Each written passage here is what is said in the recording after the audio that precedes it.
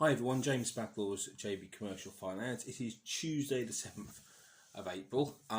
Regarding the updates on the Corona Business Loan Interruption Scheme opened by the government, it seems that some of the smaller lenders are getting a few applications out the door, a few acceptances, I hear that people like the Yorkshire Bank, for instance, and Metro Bank have had a few out the door, which probably makes that their percentage of acceptances considerably higher than the high street banks.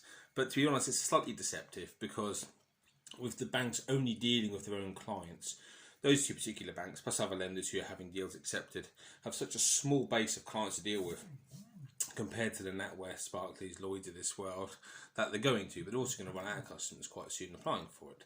While the NatWest, Barclays, etc. are still going to have them going and going. I want to mention the other day about the government's restriction on the personal guarantees under £250,000. It's had a massive counter effect of what it's supposed to actually be achieving.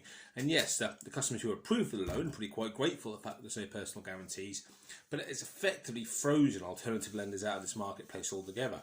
To the likes of the Funding Circle, Esmail Walker, who were desperately trying to get onto the scheme, and Newable, who are the only real term alternative lender who were on the scheme, are all out of the picture now because they have to have personal guarantees because they don't have the liquidity of the banks. So once again, short-sighted, uneducated, frankly, policy from the Treasury has led to the whole system breaking down, and it's making businesses harder to get the finance they need rather than making it easier. But that's what happens to policymakers, I guess.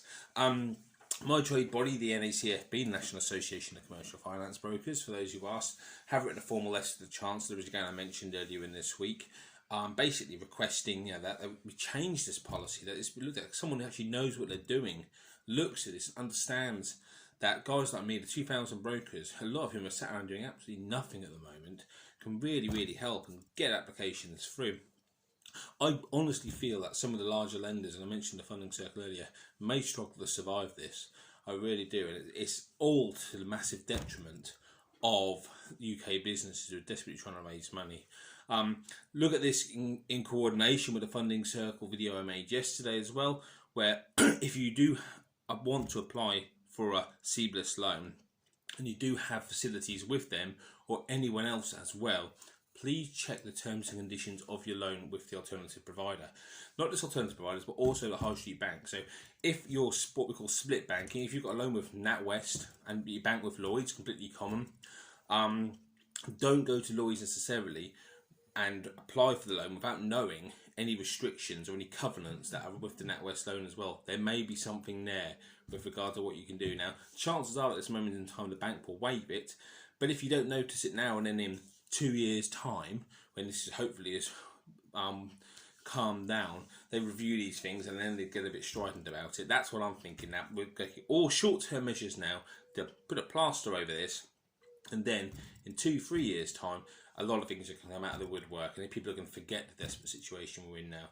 So my advice on that is, if you've got a loan anywhere at this moment in time, and then you're looking for a CBLIS loan with an alternative provider to the one you've got a loan with already, then just check the terms and conditions to make sure that you're not breaching them. And if you are breaching them, open up a dialogue with your current provider and get an email or a letter from them confirming you're okay to breach those conditions. It may come back to haunt you in a few years' time.